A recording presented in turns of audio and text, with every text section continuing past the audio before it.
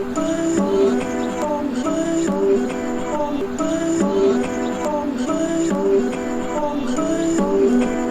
just trying to make it all make sense. The More. You No. Podcast. Today I want to discuss aspects of cognitive flexibility shared in Dr. Phil's book, Real Life. Being cognitively flexible means that you're adaptable as well as able to go with the flow. When you're cognitively inflexible, you become rigid in your perceptions of who you are, and consequently your skills in dealing with people and the world also become rigid. Nothing in life works out perfectly, and along with that there's always something to be learned. Because of this, you must be cognitively flexible. The better you are at adapting and being open-minded, the happier you'll be in general, and you'll also be more likely to be able to perform at a high level in the present moment, being able to find higher levels of success by doing so. So I want to go through Dr. Phil's cognitive flexibility audit to determine how cognitively flexible you are, and then from there go through his universal steps of becoming more cognitively flexible. So his cognitive flexibility audit contains 5 questions. For each question, you should answer it with as many single-word descriptions as possible. Number 1 is to describe yourself in as many ways as you can. Number 2 is to describe how many skills you have that might relate to a job requirement. Think about everything you've excelled at in school, as well as the abilities that you've received the most praise from. Then number 3 is to describe your interpersonal relationships in as many words as you can. After that, number 4 is to describe the dynamics in your intimate relationships with friends and family. And finally, number 5 is to describe the jobs you think you could excel in, as well as what characteristics you have that qualify you. And now that we've gone through each question, I want to go through the answer key. If you can't think of more than 4 different words to describe yourself personally, you may have restrictions in your abilities to think flexibly about yourself. And if you're limited in your flexibility about your personal traits, you may be trapped into a self-concept that needs investigating, especially of your positive traits. From here with question 2, if you can't think of more than 5 skills that might be strengths for jobs, you could have restricted cognitive flexibility in your assessment of yourself.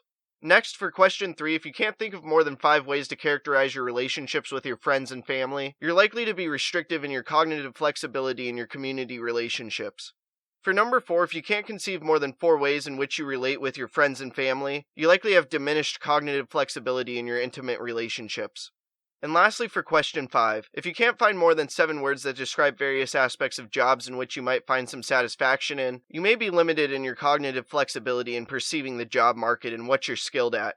It's important to understand that if any of these areas suggest that you're limited in your thinking, it's time to focus on expanding your view of yourself, as well as the perspective you have for the world and those around you. You do not want to become rigid in how you view yourself, the world, and others. With this being said, I now want to go through some universal steps for becoming more cognitively flexible. It's going to help improve your ability to think outside of the box, and it's something that's universally used by inventors, scientists, and other visionary thinkers. It's a 4-phase process I'm now going to go through.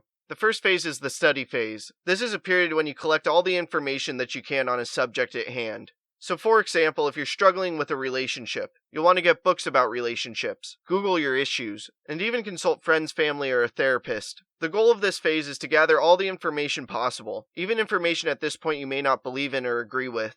Next, you reach the brewing phase. Here you stop your information gathering and you allow your brain to do what it does best, which is processing and organizing. You need to give your brain some time to think and not get in its own way. And to help with this, you should consider meditation or breathing patterns. Next, we reach the brainstorming phase. This is where you review whatever ideas bubbled up during the brewing phase. You should write them all down and consider all possibilities. And then you should discuss these ideas with a few supportive people in your life. The goal is to analyze these ideas in a safe environment as well as getting some feedback. And from here, the final phase is to weigh out your options. After all the thinking and considering has been done, this is where the practicality comes in. Here's the time to evaluate your ideas with an objective eye.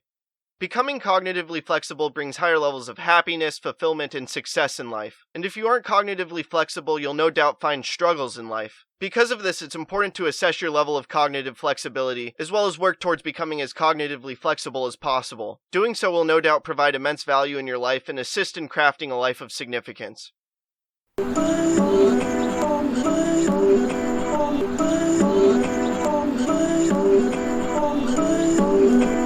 just trying to make it all make sense. The More. You No. Podcast.